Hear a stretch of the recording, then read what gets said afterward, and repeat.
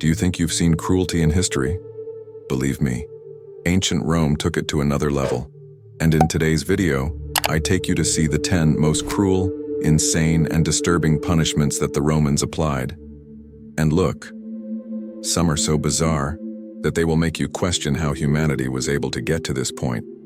In ancient Rome, committing treason was one of the worst crimes anyone could imagine, and the punishment left no doubt about it. The condemned were taken to a cliff called Roccia Tarpeiana, right at the top of Capitoline Hill in the center of Rome. Without ceremony, they were simply pushed from the top, falling from a height of more than 25 meters. And whoever saw this scene understood immediately there was no room for traitors there. But why did this place have this name? It comes from an old story of a woman named Tarpeia. She was a priestess who, in exchange for jewels, betrayed her own city and opened the gates of Rome to its enemies. But the Sabines, instead of fulfilling their agreement, crushed Tarpeia with their shields and threw her body off the cliff. And from then on, the rock became known as the place where traitors paid dearly for their actions. For centuries, anyone who put Rome at risk, from corrupt politicians to thieves and rebels, knew that that cliff could be their final destination. And it wasn't just about death, it was about public humiliation. Falling from there in front of everyone showed that the person no longer had any value to Roman society. Hold on. Before I continue, I need your help. YouTube will only share this video with more people if it has a lot of interaction. In other words, without your comment, this knowledge could be buried and never reach those who need it. If this content makes sense to you, comment 1. If you disagree, comment 0 and tell me why. I want to see at least 100 comments here so that YouTube understands that this subject needs to be spread. So comment now and be part of this mission to reveal the secrets of ancient Rome. Rome knew no bounds when it came to public punishment, and turning death into a spectacle, it was almost an obsession. One of the most bizarre inventions they created was called double, basically a giant seesaw. But of course, no fun here. It is and beyond worked like this. 2 prisoners were placed, one on each side of this enormous seesaw. While one climbed, the other fell with everything, straight to the ground. At this point you might be thinking, that's it? But at the back of the arena, waiting, were hungry lions thirsty for flesh. When the prisoner hit the ground, the beasts attacked without mercy, tearing the person apart in front of an audience of tens of thousands of Romans who cheered, laughed, and cheered as if it were just some game. And what if death was too quick? The people complained. They wanted to see suffering, pain, despair, because for them that was entertainment. This type of punishment was reserved especially for prisoners of war, traitors, and criminals considered a threat to the empire. And if you think that's absurd, just wait until you see what comes next. Today, the murder of a father or a mother is already seen as one of the most cruel crimes that exist in Rome. It was considered something so unforgivable that they created a punishment that seems to have come out of a nightmare. The name of this punishment was poena culae, which simply means punishment of the bag. It works like this.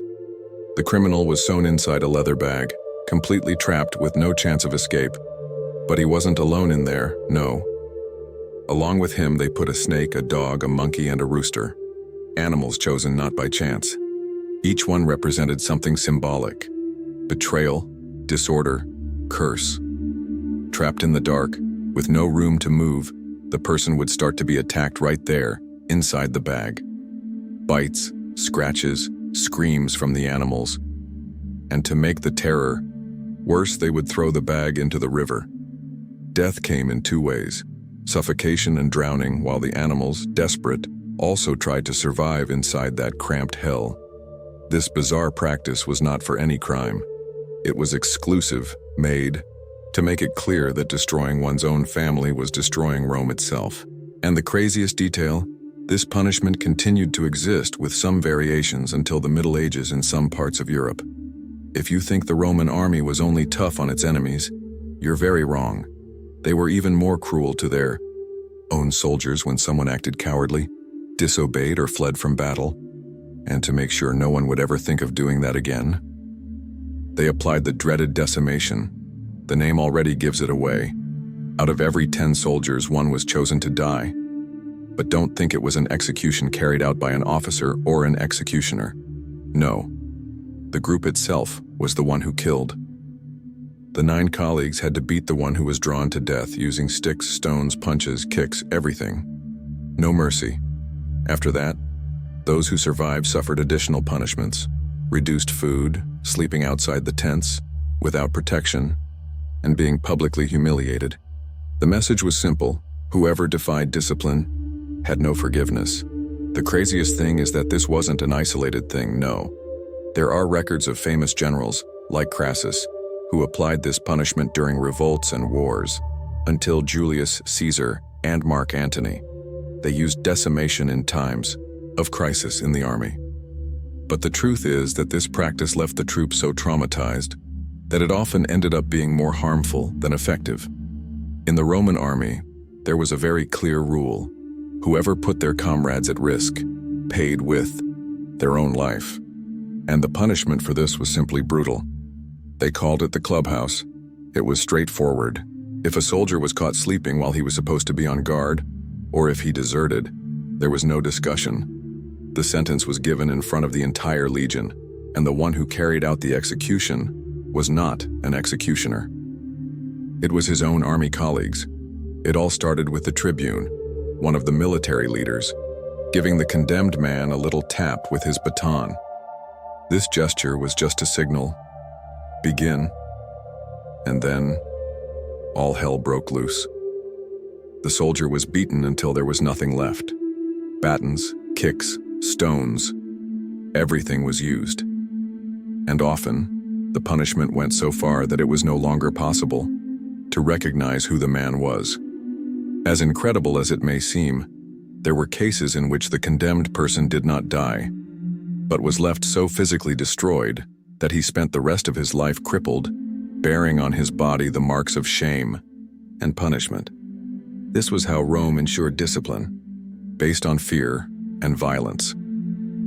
If today many people think that prison is a punishment, in ancient Rome, being thrown into Mamertine prison, it was practically a death sentence. And not just any death. It was a slow, humiliating, cruel death. Mamertina didn't look like a prison like we imagine. It was a kind of underground hole, cramped, dark, damp, and completely unsanitary. The smell alone was enough to knock anyone out. And whoever was taken there usually didn't come out alive.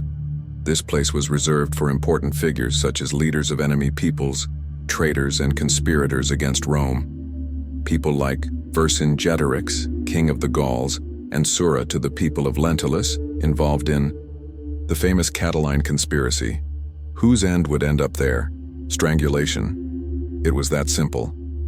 After days or weeks trapped in that fetid hole, with almost no food, no light, and no dignity, the executioner would arrive, tie a rope around their necks, and that was it. These people didn't even have the right to a public execution. It was a silent, hidden death that served as a warning. Whoever rises against Rome simply ceases to exist. If this content is making sense to you so far, do the following. Give me a signal. Comment 1 below so I know you're with me on this journey.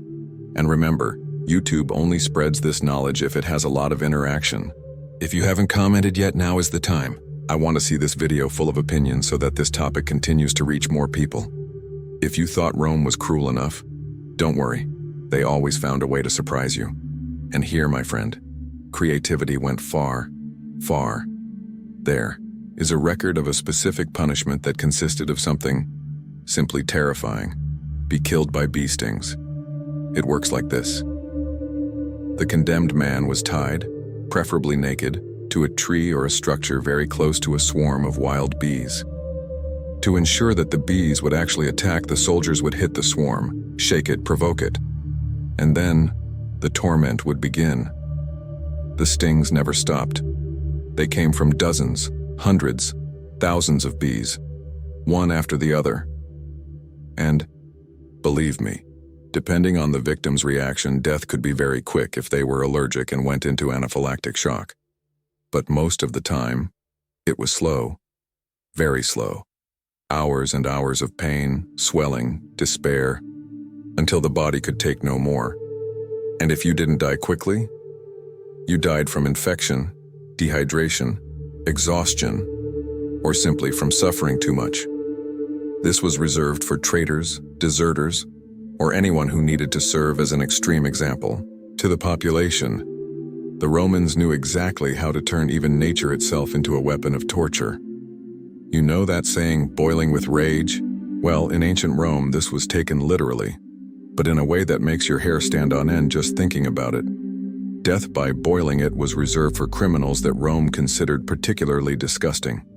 Counterfeiters, traitors, poisoners, and even Christians, especially during the time of the Emperor. Black. The condemned man was tied up and taken to a giant cauldron. Inside there could be water, boiling oil, asphalt, anything that reached absurd temperatures.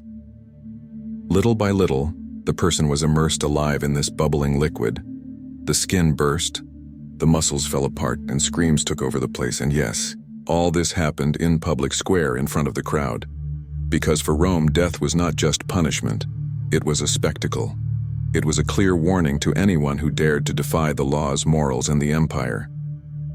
During Nero's reign, this scene became common, especially against Christians who were unjustly accused of crimes such as the burning of Rome. And the most absurd thing, this cruel practice did not end with the Roman Empire. It continued to be used even in the Byzantine Empire many centuries later. Rome knew exactly how to transform pain into theater and death into a lesson. If there is one image that everyone has seen, heard, or knows, it is that of crucifixion. And hey, this wasn't just a death. It was without a doubt one of the slowest, most painful and humiliating ways that Rome could offer. Normally, this punishment was applied to those who had the least possible value in Roman society: slaves, rebels, thieves, pirates, and traitors. But it was also widely used against early Christians and anyone Rome considered a threat. The process began with a beating so violent, so brutal, that many did not even reach the place of execution alive. So, they would tie or nail the person to a cross, and, contrary to what many people imagine, they weren't always those cute little crucifixes that we see in movies. No, sometimes it was a T-shaped cross, sometimes just a straight pole. The nails went through hands, wrists, feet, depending on the technique. And from there, the real terror began. The body was left hanging, and the person could no longer breathe properly. To breathe in, I had to exert force with my arms and legs. But with his entire body torn apart, this force turned into torture. Death could take hours, days, in such absurd suffering that even those who watched at times felt uncomfortable. But that was exactly the goal: to show everyone that whoever defies Rome dies, and dies slowly. And if you think Rome had already exhausted its capacity for cruelty, hold on. Few people know, but one of the most bizarre and symbolic punishments they applied was live burial.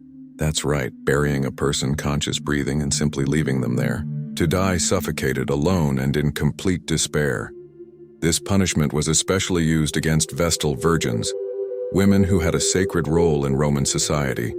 They were responsible for maintaining the eternal fire in the Temple of Vesta, which symbolized the protection and prosperity of Rome. However, there was one non-negotiable rule: absolute vow of chastity. If one of them broke this vow, the empire considered that she had put the city at risk, and the punishment was simply to be taken to an underground chamber, prepared just for that, with a little food, water, and a lamp. They closed the entrance, sealed everything, and from then on, silence took over. Death came slowly, in the dark, with no one around, only with the weight of their own mistake. For the people, this was not just punishment. It was a clear, powerful, almost mystical message. Whoever disrespects the gods pays with their own life. And now answer me, which of these punishments shocked you the most? Comment below, because I really want to know your opinion. And of course, if this video surprised you, leave a like, Subscribe to the channel and don't forget to click on the video that is appearing on your screen now, because there is more dark and unbelievable secrets of ancient Rome that you simply need to find out. See you in the next video.